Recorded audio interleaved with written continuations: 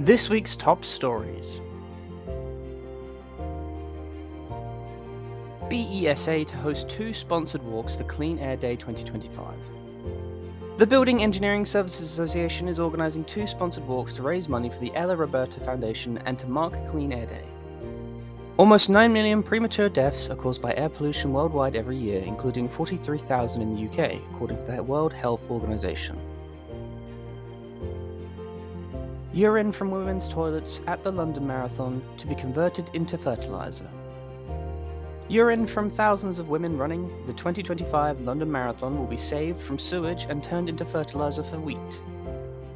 If used purely for growing, 1,000 litres of urine could grow wheat for around 195 loaves of bread.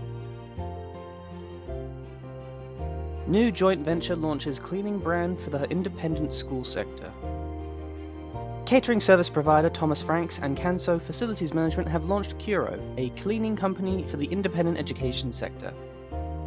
Thomas Franks already provides catering for around 200 prep, senior, day and boarding schools. For all the latest facilities and workplace management news, read more at TWinFM.com.